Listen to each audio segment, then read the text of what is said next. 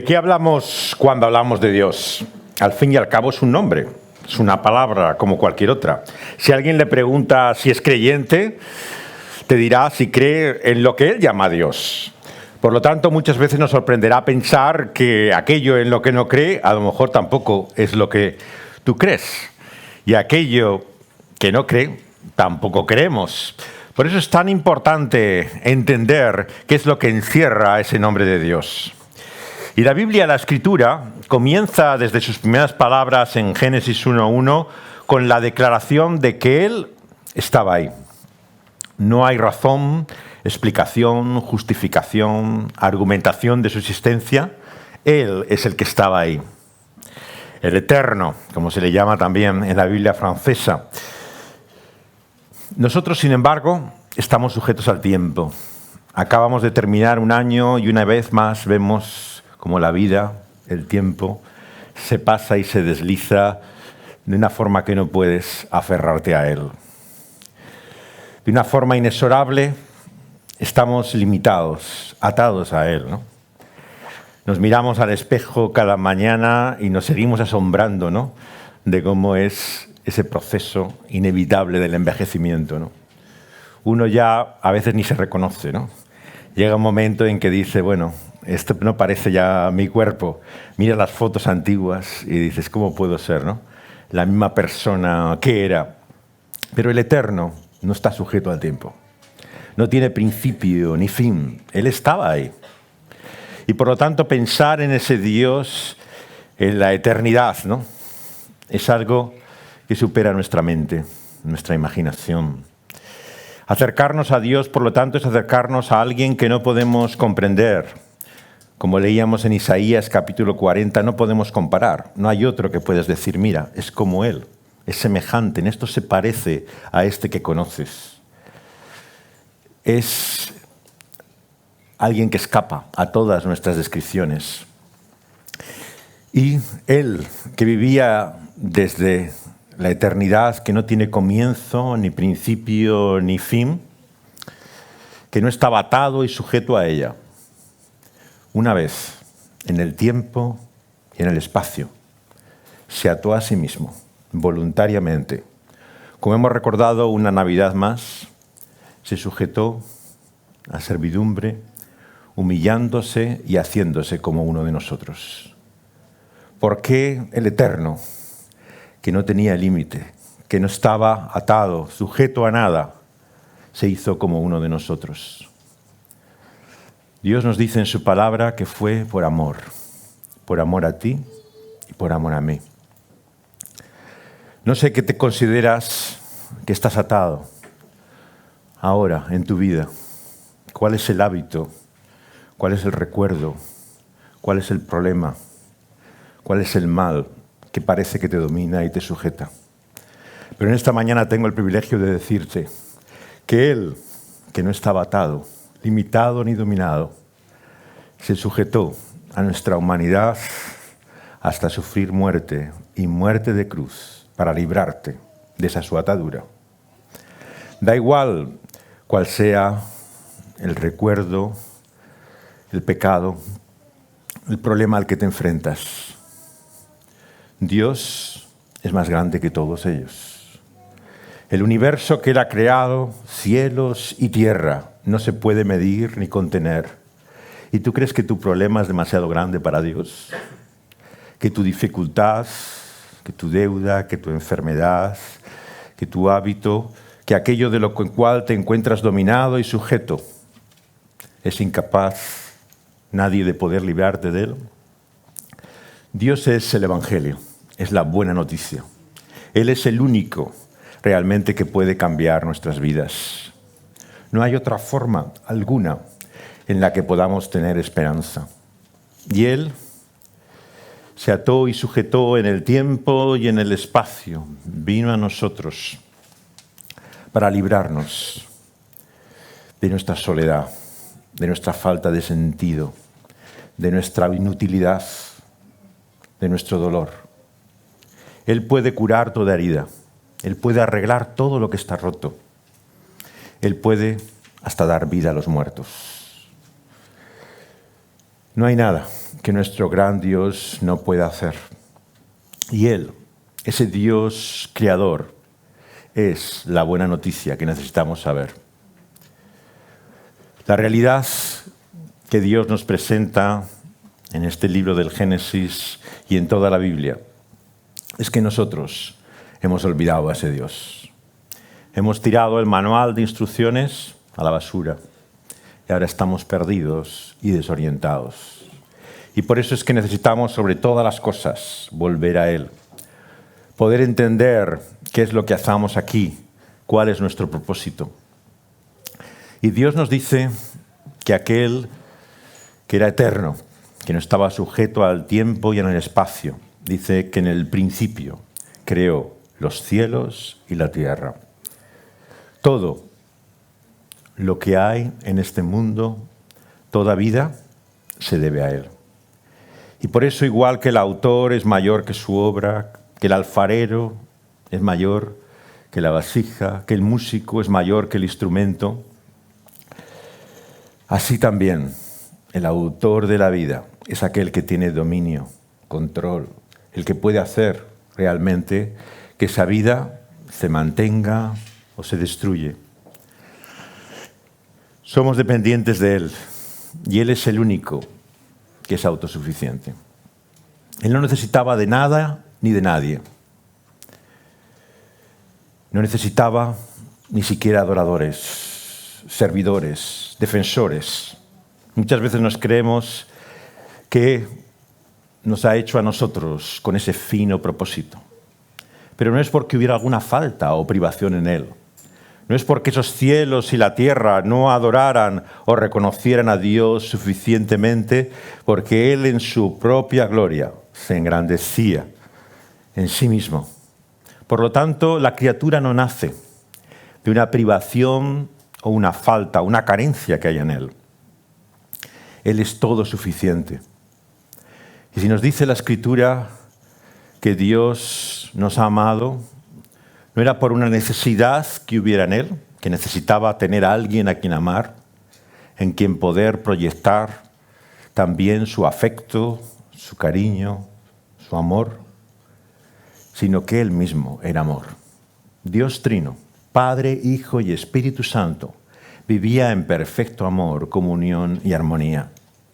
Él no crea la creación y la criatura para tener algo a lo que amar, sino para compartir ese amor que había en Él para siempre. Dios había amado desde toda la eternidad. En esa, la pluralidad y diversidad de su Trinidad, Dios uno en tres personas, se amaban hasta lo más profundo, Padre, Hijo y Espíritu Santo. Y solamente una vez en el tiempo, el espacio y la historia, ese corazón se desgarró.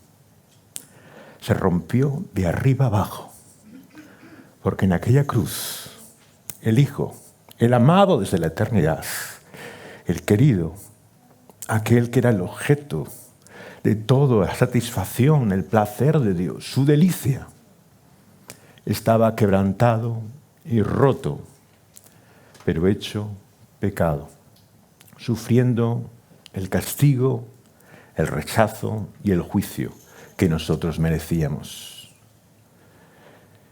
Y en ese tremendo silencio de Dios, solemne y trascendente, solo podemos imaginar lo que hay detrás de esas palabras. Dios mío,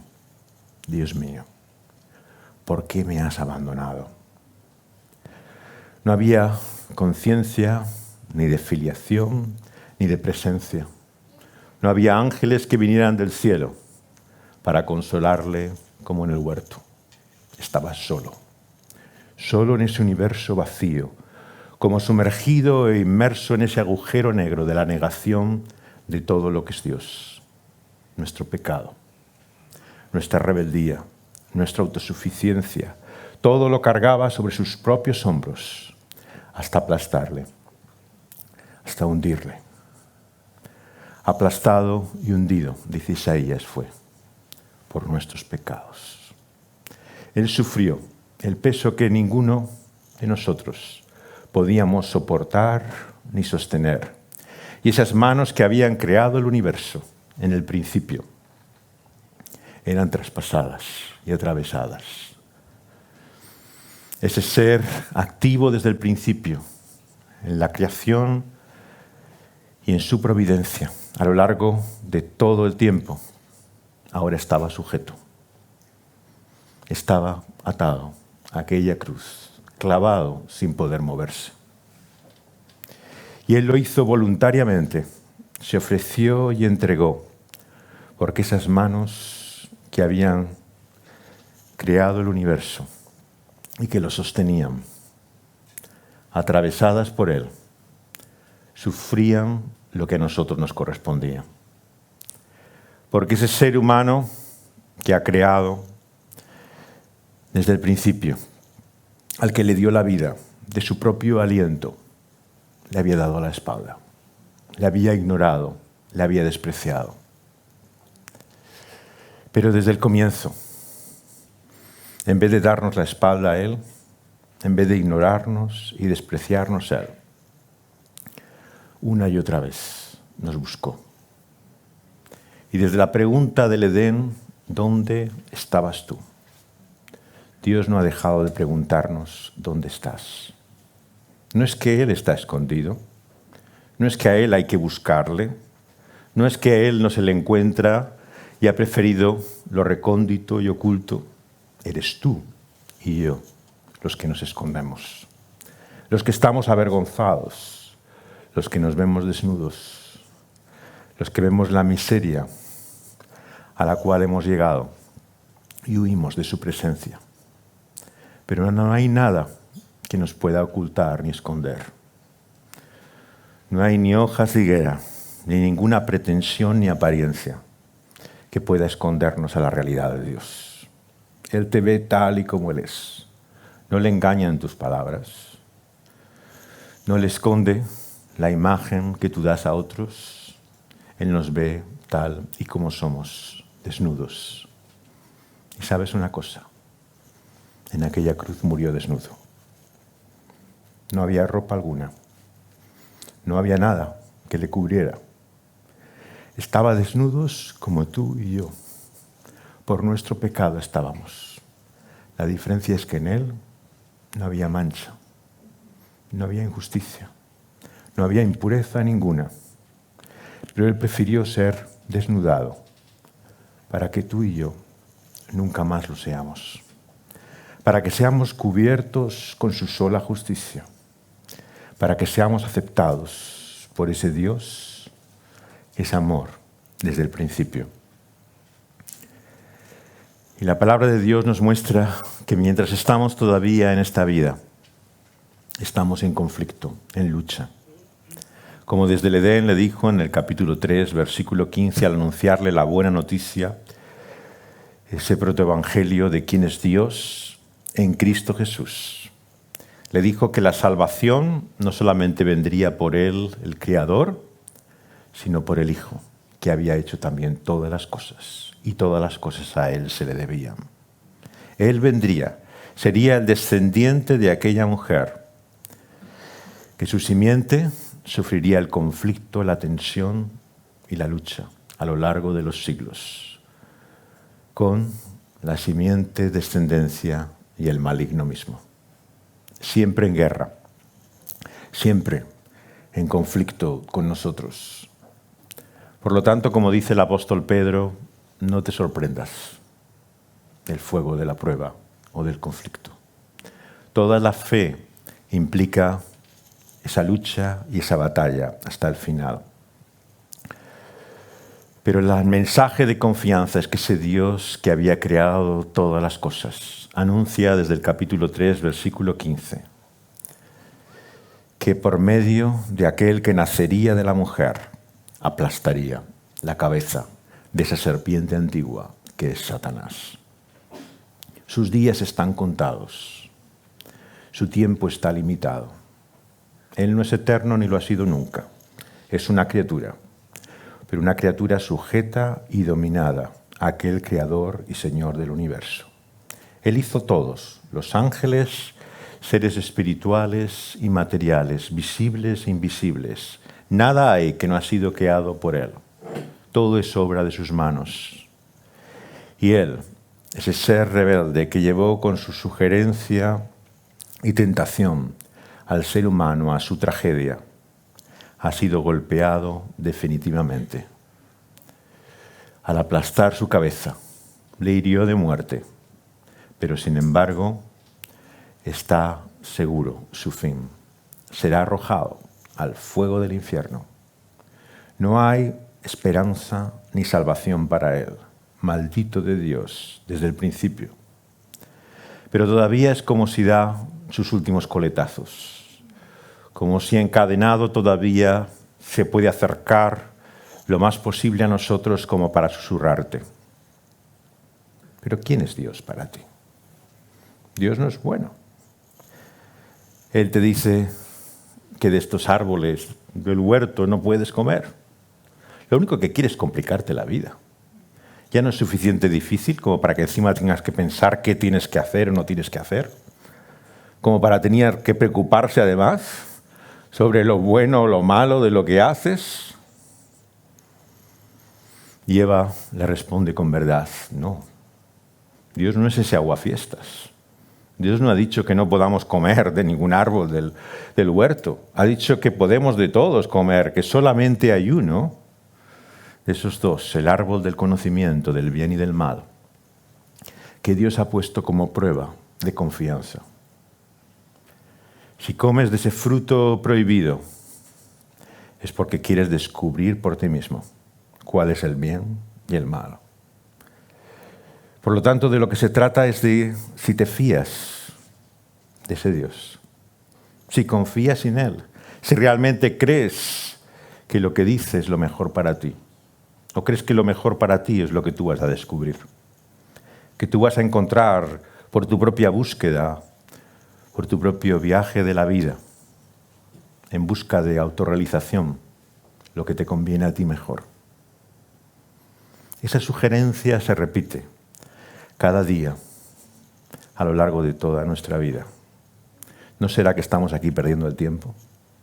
¿Que está la fiesta ahí fuera?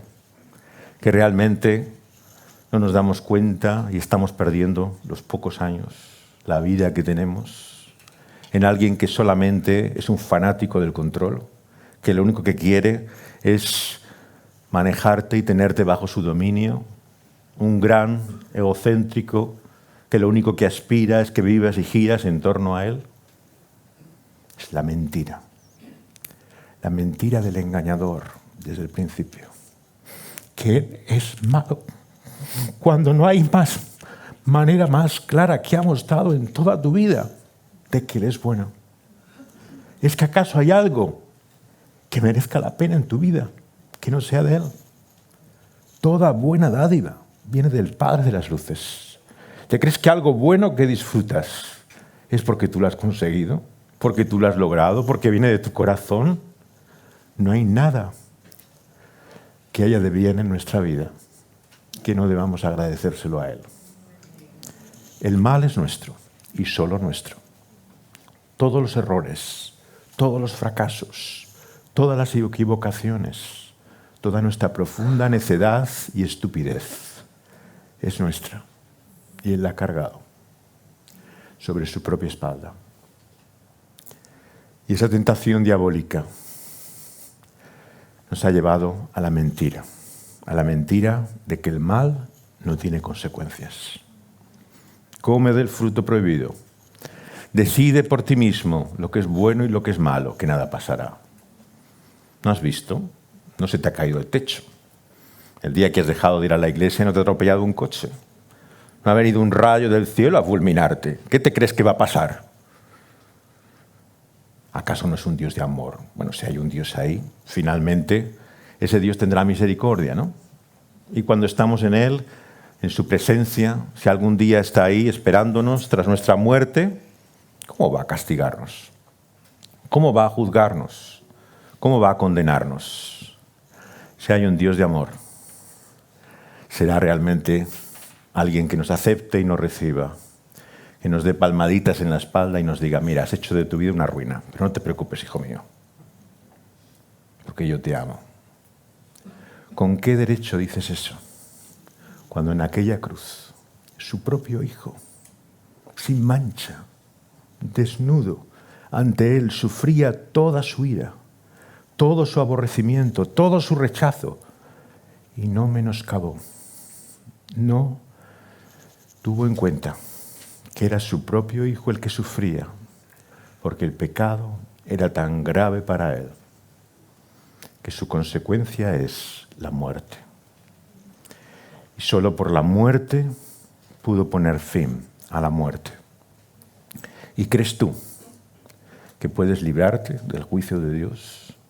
Que da igual lo que hagas, cómo vivas, que no hay consecuencia para tu pecado.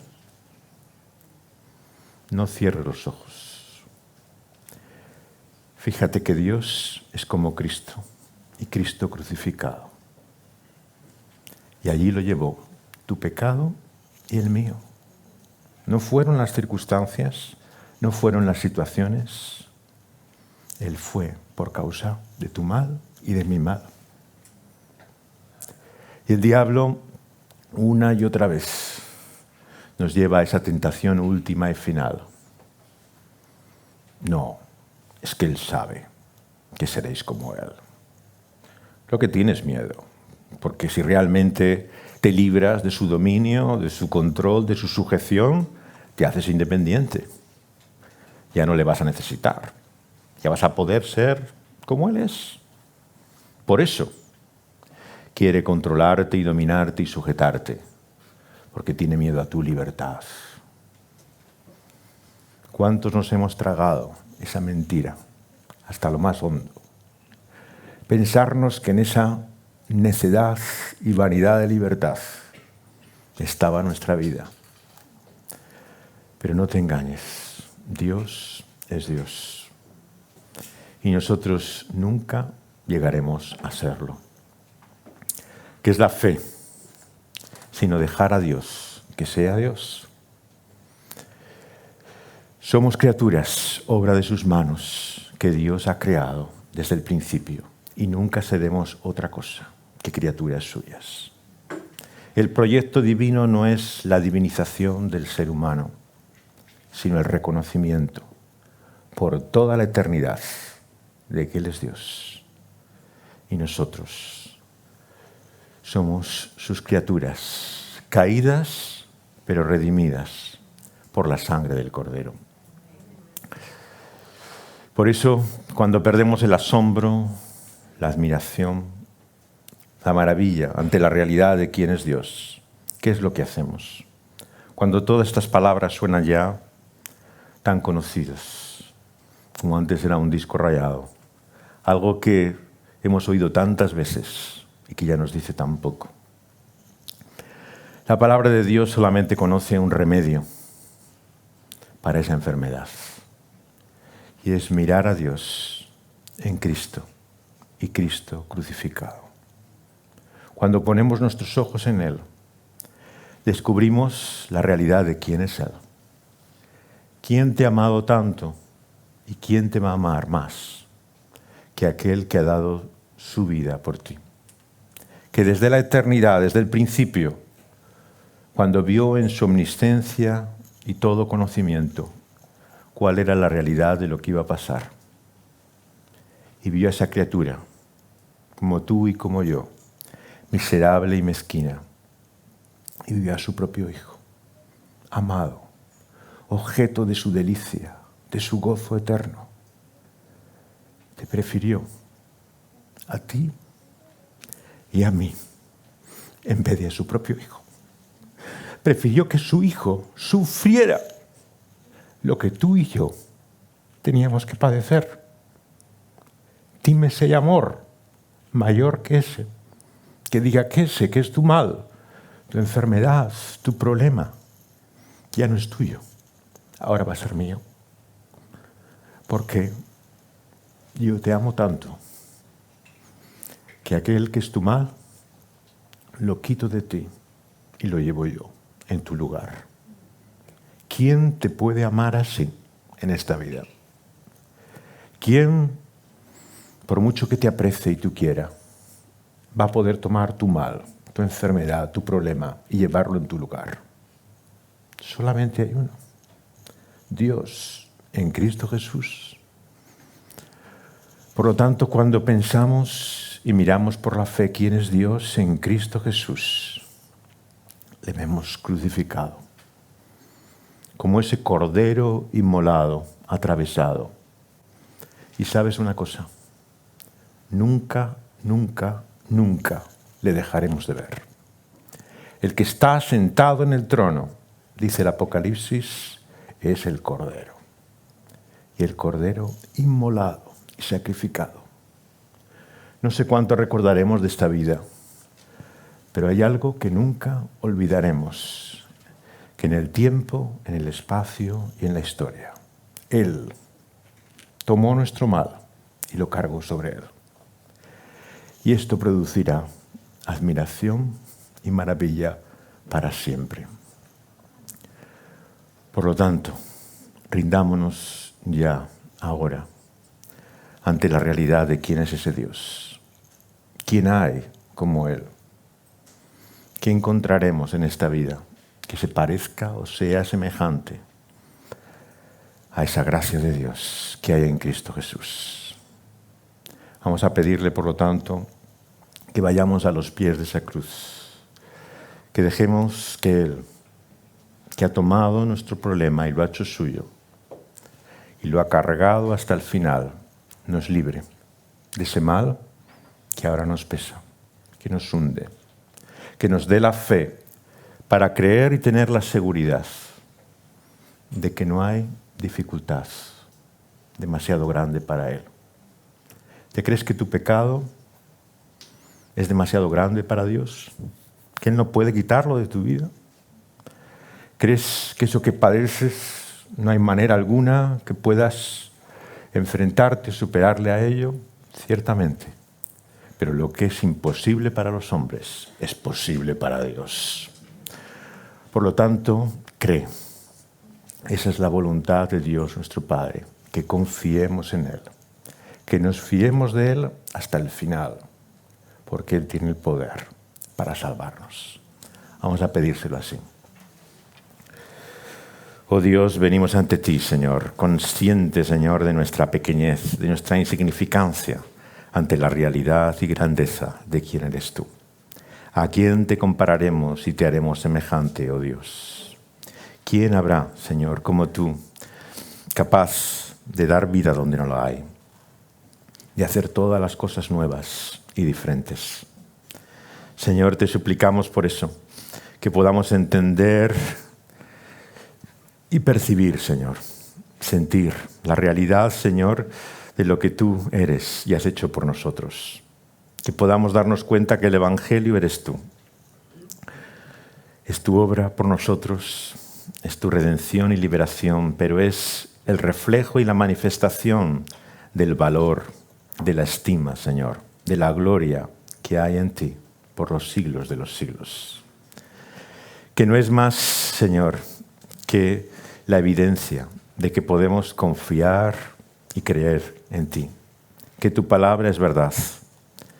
Danos, por lo tanto, la fortaleza, Señor, el sentido y la conciencia para darnos cuenta que el mentiroso engañador es desde el principio, que no hay felicidad ni satisfacción fuera de ti, Señor, que el mal trae tan graves consecuencias que perdemos nuestra propia vida en ello.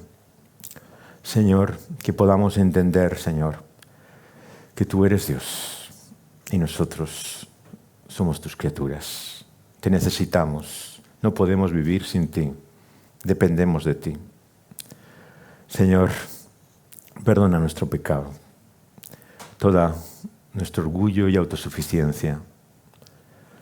Señor, por la vida entregada en aquella cruz de Cristo Jesús, Señor, quita de tus ojos esa ofensa para siempre.